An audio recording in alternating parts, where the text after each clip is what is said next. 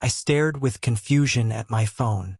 The rest of the gang were all in on this Monopoly game. I swear to God, if you get free parking, I will literally kill your stupid face, said Evelyn.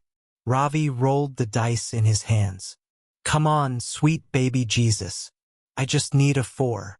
He dropped them onto the board. Fuck, he said, probably biffing it like always. I tried to make sense of it. Just a word on my screen, black text on an all-white background, a rather classical-looking font. Hide. I tapped, rather impatiently, on the expensive black rectangle. The text wouldn't disappear. AJ. Evelyn called like a teacher busting a student. You're fucking addicted. Play board games like a normal human adult. Yeah, sorry. A few more desperate finger pecks at the screen. Then I turned to holding the power button down for an extended period. With my free hand, I grabbed the dice, rolled a 3, landed on B and O Railroad. After 2 seconds of thought, nah, fuck railroads, I said. Of course, we weren't animals. If someone didn't want to buy a property, that was fine. No auctions or any of that nonsense. House rules. Back to the phone as Hero, on my left, took the cubes and prepared to drag his sorry little shoe across Go to collect his $200. A minute with the power button didn't do anything. We were entering factory reset territory. I contemplated borrowing Ravi's laptop to Google whatever the fuck this might have been.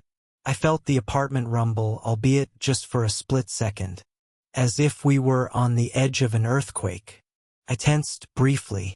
The background noise from the TV, no one wants this autoplaying on Netflix, disappeared, following the faint sound of the flicker of static. Ravi was the first to get up. I don't, he said, talking slowly as if not to jinx it. I don't think that was an earthquake. He examined the TV, confused at the outage. He checked the wires. Shouldn't be the breaker.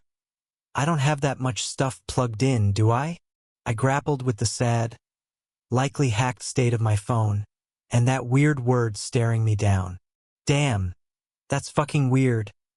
I heard Hero say, half laughing. Head lifted. What? I asked to catch Hero turning his phone to me. His home screen too had been replaced by black text atop white. Hide. Evelyn, as anti-technology as it comes, had properly clocked this reprieve as her time to quickly respond to long outstanding texts. The fuck? She said. What is this? At my confused look, bordering on scowl, resting scowl face. She flipped her phone around to show me the damage. It was the same on hers. I grew a bit nervous. Ravi, where's your phone? I asked him. I'm sure it's somewhere, he said, still tinkering with the TV. Likely not due to any of his troubleshooting, it flashed back to life, red power light at the base blinking steadily. A simple message now appeared on the big screen. Hide, Ravi asked, grabbing the remote and pressing buttons to switch back to Netflix, but nothing was registering. Dude, I said. He turned around. I showed him my phone, Hero and Evelyn showed theirs. That's? He looked back at the TV, then at us again. Wait, how is that possible? Is that like an Amber Alert? Hero asked. I mean, I guess, but that's a push notification. This is like completely overtaking the screen. Ravi's brows furrowed. On different hardware, too? A hack? I asked.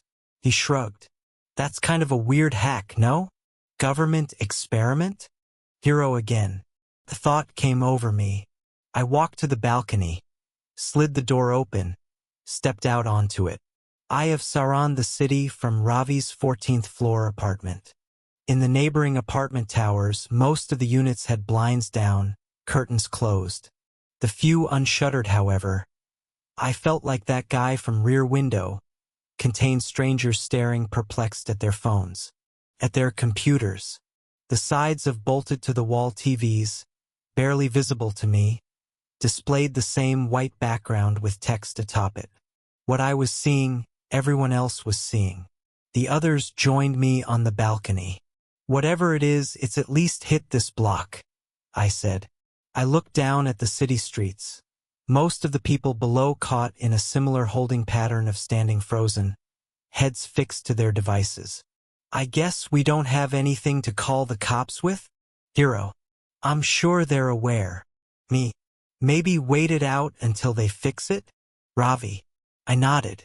And yet I could tell Evelyn was a bit perturbed, forcing magnetic thoughts to imbue her silence with weight. Thoughts? I asked her. I mean, should we do it? She asked. Do what? Ravi. Hide. Her again. Hide where? Ravi again. I don't know, she said. I mean, we're already in my apartment. I'm sure that's good enough, right? He said. A pause. Let's not lose our heads, Ravi continued. This is nuts, but it's not. I mean, it's not like literally hide, right? Hero clicked his fingers. What if it's viral marketing? Like for a movie?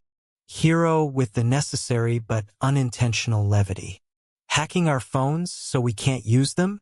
I don't know if that's in Lionsgate's purview, man. I said. Then, head turned to Evelyn. But hide. The flicker in her eyes more than meant that she'd sided with the light bulb in her head. She returned to the inside and got to exploring Ravi's apartment carefully. What are you doing? Ravi asked, trailing. Hero and I followed. I don't care if I look stupid. Could be a warning. Maybe something is happening, she said. We're in a box, basically, said Ravi. We're fine, Ev. But the fucking thing. She motioned to the TV, then to her own phone, says hide. Maybe it's that literal. She continued scouting, finally settling on the sliding closet in Ravi's room, the best she could come up with in his 600-square-foot quarters. I'll do here unless you think there's better. Evelyn, Ravi stressed. She shuffled in, past hung garments, scooching to the end to make space. I'm gonna close the door soon, and if you're all really my friends, you'll join me. Awkward silence until Hero chimed first. I mean, guess it's good to be safe, right? He went for it, second-guessed for a second, then committed to entering. You guys get the luxury of laughing at me forever if I'm dumb. Win-win, she called while Hero wedged in beside her. Compelling argument, certainly. Begrudgingly, I followed, tucking in next under Ravi's dress clothes. There was still room for him inside his own closet. Fucking hell, he caved, joining last, sliding the door closed to introduce darkness. I went back to my phone. Still that classical font. Still that mandate. How long do we have to stay in here? Ravi asked. 5 minutes, she said. Yeesh, he tagged. And then we sat in stillness for a while. Distant tick-tick-ticks of the clock in the living room bringing down the blood pressure a tad. It all felt silly, kind of fun. Remember when we went camping at Sunlight Groves? Hero asked. Glamping, Ravi clarified. Ev thought she saw a bear. Hero laughed. A bear and its cub. It was dark. It fucking looked like bears, she said, half laughing herself. I heard noises too. Bears at Sunlight Groves, he said again. Saddest patch of trees in America. Guys, shut up. We're here, so let's commit to the bit. Before the conjuring doll gets us, said Ravi, surprisingly not bitterly. We kept our traps zipped for another minute. Eyes at my phone again. Hide. Nonsensical, all of it really, but in a way that was starting to sit more and more uncomfortably for me. What do you think it is? Hero whispered. I shook my head. Evelyn with the light shrug. Ravi with a deep inhale before speaking. I mean, obviously sophisticated, he said, voice low. Like yeah, it's obviously something. I waved my phone. My bank is on this and it's bricked now, basically. I'm fucked. They'll figure something out, said Ravi. powerful knocks at his apartment door all of a sudden. Thundering. "Hey!" a voice called, muffled through the walls. "Ravi, you there?" Evelyn braced. "Who is that?" "A skinwalker, obviously," replied Ravi. "Kidding. My neighbor Monica." Evelyn reached across me and Hero to tug at Ravi's sleeve. "Are you positive?" "Yes, and I should probably get it." "You said 5 minutes," she said. "Yeah, but I'm being a pretty trash neighbor right now," he replied. The knocking persisted. So did the words. "I have this weird thing on my phone. Brad has it too. Says hide. TV same thing. Computer same thing. I don't know how to reach anyone or what to do." The neighbor trailed on. Ravi blew air out of his nose. "All right, this is stupid. I'm gonna—" "No," said Evelyn, but then all of a sudden, he stopped. We all stopped. I felt something. Something very, very real. No knocking anymore. Or at least I couldn't hear anything. Not the tick of the clock, nor the soft rustle of us against clothing. It was like the world was holding its breath. Like there was a presence. Right outside the closet. Then, the sting of static in my ear, before, past, whatever it was, the feeling dissipated, the sound returned, and I sneaked a glance at my phone. The word hide was gone and replacing it was my home screen. The silence between the four of us was uncomfortable. "Did you feel that?" Evelyn finally whispered. No one said anything. Ravi outstretched his arm yet again to slide the door open, but his hands were shaking. "You can do it," I whispered. "I think we're good." He steeled himself, looking very much like he was crossing some sort of internal threshold. He pulled the door aside, revealing his room exactly as we'd left it. We took it in. "I'm gonna answer Monica," he said, with not a whole lot of vigor to his voice, getting up and creeping out of the room. The rest of us followed, stopping in the living room while he continued to the door. I went to Twitter, searched hide, and sorted by new. Evelyn, meanwhile, grabbed the remote from the stand and turned the TV, now hideless, on and maneuvered through the Roku channels. "What are you looking for?" Hero asked. "Just like a live channel, I guess," she replied. "The news." My scrolling wasn't yielding anything of help or insight, though it was clear, via the confused posts from seemingly around the whole world, that the scope of whatever happened was global. My focus shifted to Ravi, who was standing on the welcome mat. I pressed against the door's peephole. He hadn't moved in quite some time. "Everything all right, man?" I asked. He didn't reply, just stood there, frozen. I approached slowly. She's... I heard him croak. I reached him, patting him on the shoulders and urging him to detach from the door viewer. He finally did, leaning against the wall at first before slowly sliding to a seat on the floor. I peered into the hallway through the hole. Outside, his neighbor, the one knocking, looked like she'd been skewered, decimated. An explosion of blood in the hallway. "What?" I felt a buzz on my phone. I pulled it out. Again.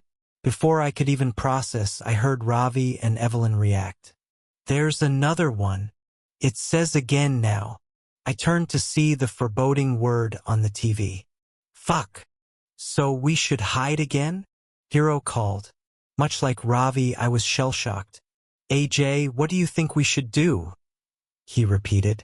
"Evelyn," I said, trying to force the words out of my mouth. "You had good instincts the first time. What do you think? How much time do you think we have?" she asked. How much time passed between when I first saw the word hide and when we felt that presence in the closet? "It might have been 10 minutes, I heard Ravi mutter, almost lifeless. "I don't." Then Evelyn interrupted herself. "Wait, what did you just see outside?" She started approaching the door. I stopped her. "I don't think it'll be good for you to see it. Are you serious? She responded. Yes, I said, immediately realizing that lying might have been smarter. We can't assume we have the same amount of time, Ravi added. I went with my pitch. Do we try the same spot? Hiro started pacing, thinking, tapping his foot. If we think about it, it said hide and we hid. Now it's saying again, and obviously that means that whatever happened is gonna happen again. He gave us a look as if he could see, in our drained expressions, what was waiting on the other side of the door. That's a great recap, man, I said.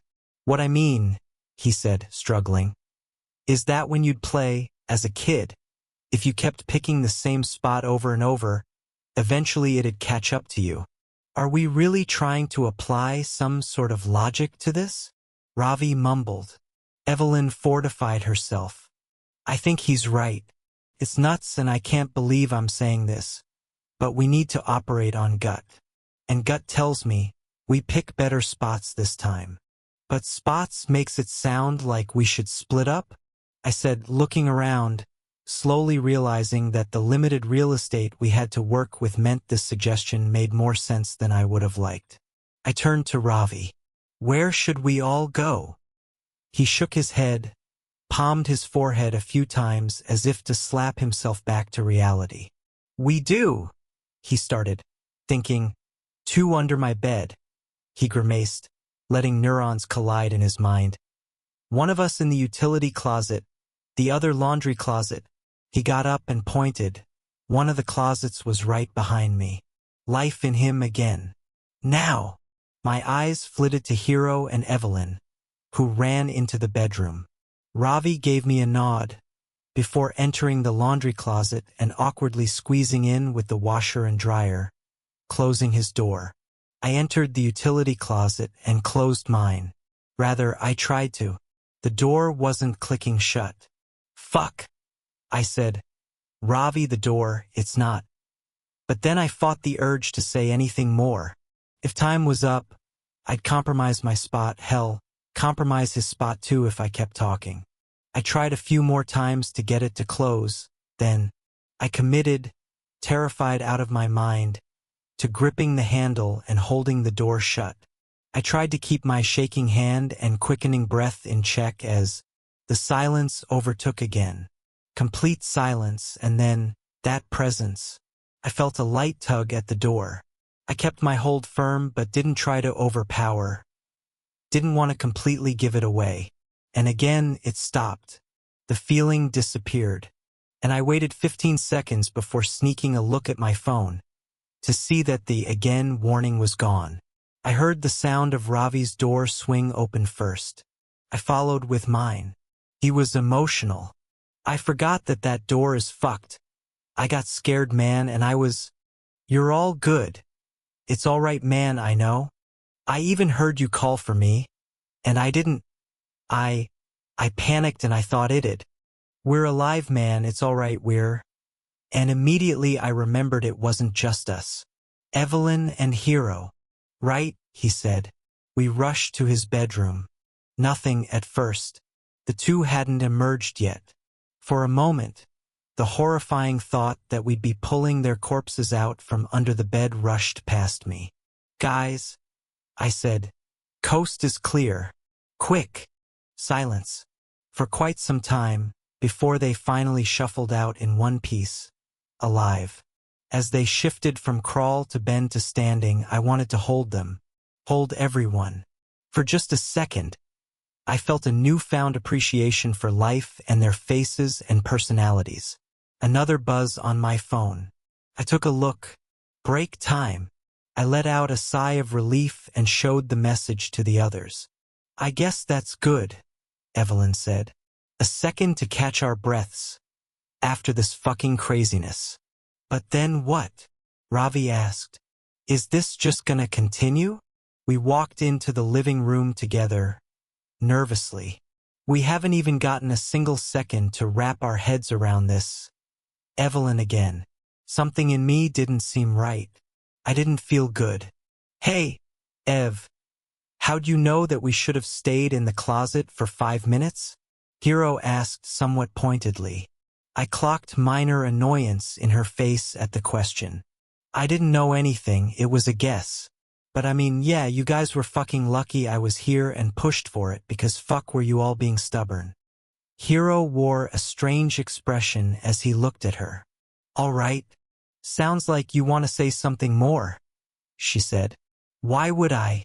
What makes you think I'd? Ravi interrupted Hiro by stepping between the two of them. Holy hell, keep your heads on people.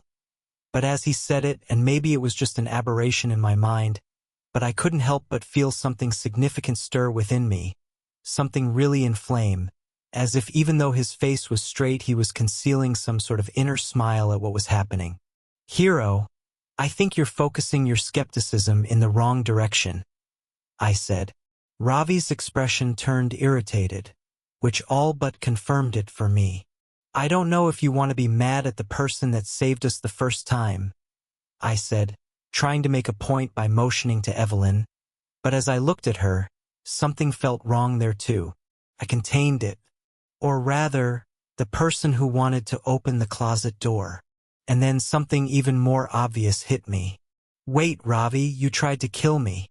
And all of a sudden, I was glaring at him, my temper rising by metric tons every second as if it was all starting to make sense. Evelyn and Hiro joined me. Ravi looked incredulous. I already admitted that I fucked up with the door. I confessed to you. Why are you trying to make things worse? I was trying to calm them down. Then, noticing us approach him, he backed towards the kitchen cabinets. He pointed at me. You were on your phone when this first happened, he said, as if he were having his own revelation. You were waiting for it to start.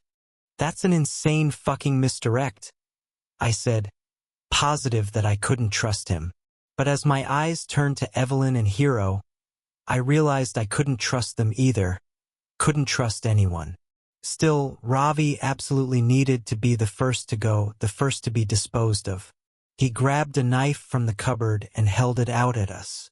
And only the smallest thought in the back of my mind was telling me that we were being toyed with, that it was so incredibly obvious that whatever this was, it had a handle on us, but unfortunately that understanding was academic for me at best, as I kept finding string after string of thoughts and emotions connecting, everything adding up, the logic sound, my emotions inflamed. Break time, Evelyn said. It's breaking us. Of course she would know that though, if she were in on it. We all looked at her. I watched for sudden movements from any of these traitors, these bastards. Even a millimeter shift wouldn't get past me. It's overriding us. It's flooding us with anger that isn't ours, and real as it feels. She faced her phone at us, beckoning us to read it clearly. Break time. We can't fall to it. And that small grounded part of me took over, even though I was sure with everything in my soul that she, Ravi, and Hiro were the source of everything that was happening. Ravi's grip on the knife tightened as he and the rest of us remained in the bizarre equilibrium of our four-way standoff. It's all of you, I thought to myself, before I felt a lightness overtake me, like an insatiable hunger fading, or extreme fear dissipating when you realize that noise in the other room wasn't a person but rather something knocking over. My feelings of unrest and paranoia were gone. My phone screen, once again, returned to its default background. It was hard to describe how I felt now. Lucidity. Shame. I looked at Ravi sadly. His head hung low as he put the knife back in its place. Hiro turned to Evelyn first. I'm sorry, he said. Then to Ravi. Sorry. Sorry guys, Ravi. I'm sorry. Me. You're welcome, assholes. Evelyn. We deserved that. That was fucking insane, Ravi said. Like a fucked up roller coaster ride, said Evelyn. I didn't, that wasn't totally me, Hiro said. Like, something was in me, and it's okay, man. I was getting tired of saying it, And certainly I out of everyone didn't deserve to impart forgiveness anyway after where my own head was at only 30 seconds ago. We need to write something down like we are susceptible. Don't forget, started Ravi. We just need to remember to keep your heads on. I interrupted. Remember, but I think the fear that, again, would pop up on our phones drove him to start rummaging for some paper, start scribbling some words on it, while the rest of us tried to soak in the reprieve of nothing happening. Every half second a luxury. I wanted to say sorry another 20 or so times. Something I was sure wasn't a feeling unique to me. I feel like I'm losing myself, I said. Felt like I was in a dream at this point. Yeah, said Ravi. Yeah. Hero said, looking at us carefully. Probably all gonna die. Should we say our words, I guess? Don't talk like that, said Evelyn. How many people do you think are dead? Hero asked. I went to the TV, temporarily free yet again from 1 or 2 word mandates. Turned it on, toggled through the home page until I found the live stream of a soccer game. One fixed camera angle. Everyone in the stadium torn apart. Players on the field within frame, eviscerated. I returned to the home page, navigating in an attempt to find a different live program. I clicked on what appeared to be a news channel I hadn't heard of before. The sight of an empty desk appeared. Wires leading under the desk made me think that perhaps the anchor was hiding under it. We are trying to report, he said. Knowing that the signal is going to cut out. I've survived so far, survived whatever exactly this might be. But the carnage from footage I've seen is extensive. I strongly recommend. The broadcast was interrupted by the new word, seek, again in classical lettering.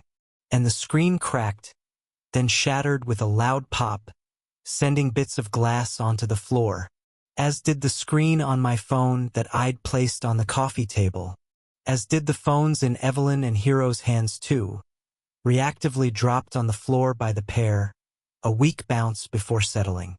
Panicked. Seek, I said desperately, trying to jolt my brain to the task. Maybe something out of place? Evelyn said. What if we have to find what's killing everyone? Said Hero. I started, but I couldn't even muster up a close to the sentence. I ran to the balcony outside to see if there was something obvious to look for, in the sky in the city. What I spotted on the neighboring high-rises was blood-stained curtains, unrecognizable bodies where blinds were lifted, and, as my eyes darted from spot to spot, a lead. A small TV in one of the apartments. The screen looked unbroken. A word on it I couldn't make out. 5 letters was the best I could do. It's the screens, I said. We need to find a screen that still works. I ran back into the living room. Does anyone have binoculars? They all looked at me. Why the fuck would anyone have binoculars? Ravi asked. There's a screen, I think, in one of the other apartment buildings. It's working. There's a word, but I can't see it. We need to find another one. I don't know. I ran into Ravi's office. Computer screen broken. Fuck. Grabbed his laptop, shattered. Nope. I nervously tapped my chest with the fingertips of both of my hands while the rest desperately searched for something viable too. Did I have to run to the other apartment? Would there even be enough time? How would I even get in? And then, like a bolt of the blue, it hit me. Ravi, where's your phone? His voice was a little confused. I don't know, man, I lose it all the time. Find it. You really think that's it? We're looking for a functioning screen. It's the only one we haven't ruled out yet. I turned to Hero next. Check out the other apartments on this floor. See if any of the doors are unlocked. If they are, go inside, check everything. Phones, laptops, TVs, doesn't matter. See if there's a message intact on any of them. On it, he said, rushing to the door, opening it, freaking out at the body in front of it. nearly tripping, then composing himself and rushing into the hallway as the door closed behind him. We tore apart Ravi's apartment next. Couch cushions. Where do you usually lose it? I asked. My head peeked under the bed. Peeked into counters alongside Evelyn. Desperately. I don't, man, he answered. It's stupid, but sometimes I literally just chuck it across the room. Helpful, supremely helpful. In the bathroom, I looked in the medicine cabinet. Then back into his room, to his closet, checking the pockets of all of his pants. I started to feel the inevitable looming. This was the one that was going to kill us, wasn't it? Love you guys, I heard Evelyn say almost under her breath, like she could feel it too. No tangible ticker counting down, but a feeling in my chest. A train closing in with us tied to the tracks. Ravi running to the TV stand, looking behind, then under books, under shelves, and I was back in the living room again. Sure, there was nothing left. My eyes lowering to the painful game we'd started our deadly evening with, Monopoly. Specifically to the messy pile of 50s, 20s, and 10s on Ravi's side of the board. I knew his etiquette for swapping some of them out for hundreds was quite poor. The cash stacked high, which made sense. He was crushing all game. And yet, I crouched and did an even more aggressive sweep of the spot that we'd started our desperate search at, to discover his preserved Samsung Galaxy A35 underneath the fake money, with a new word to greet me: smile. And it really did feel like time was up this time. I found it, you Havita smile. I screamed like a goddamn auctioneer. Evelyn turned first from her spot in the kitchen. What? I ripped the phone from the ground and held up the message to her. Smile. She mirrored my uncomfortable expression. All teeth, feigned happiness. As did Ravi as he bolted out of the room before even seeing the message on the phone or my intense eyes. Hero threw open the door. Couldn't find anything? I'm sorry, he screamed. He saw our wide smiling faces and our eyes screaming at him to get the hint as I tried to mouth the word while keeping my pose. But instead it sounded like SMHH. And yet, despite the confusing sight, with the luckiest stroke in the world, he copied and showed me those pearly whites. I retained my beaming smile, feeling a tear of fear travel down my cheek. My eyes glued to Ravi's phone in my hand, hoping and praying that we wouldn't all get torn apart. And the word disappeared. I showed the group the proof, and one by one our cheery expressions dropped to our default nervous frowns. Resting scowl face restored. A collective exhale. I can't fucking do this, said Ravi. I know, Evelyn added. And unlike some of the gaps we'd been afforded in the past, I already spotted a new message on the single, remaining functional phone left in my right hand. Point to sacrifice. I could feel the group's eyes on me. I couldn't hide the misery. What? Ravi asked. Point to sacrifice, I said, barely legible. AJ? Evelyn asked. I tilted the phone so they could read it. I couldn't say the words any louder. My body wouldn't let me. Underneath the words, a timer had been running. One that was already down to 145, 144, 143 by the time I flashed them the phone. And yet still, all of us needed more seconds to let it settle. I felt defeated. Truly, this time. All right, said Ravi, cutting through the holding pattern. So what?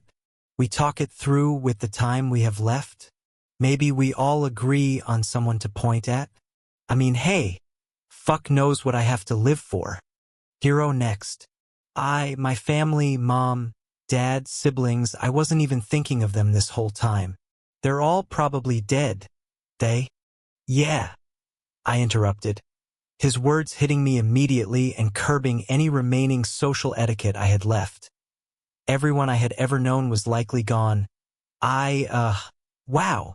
Evelyn smiled at us softly. I just have you guys now, she said. So, yeah. Fuck this, she said, immediately pointing to herself. almost causing me to die right there in fear she'd be torn apart immediately, but the counter was still ticking down. I flipped the board on this bullshit, she said, without wavering. 112, 111, 110. Hero pointed to himself. Fuck it, yeah. You know what, I flipped the board too, he said. I looked at him almost nervously, exasperated.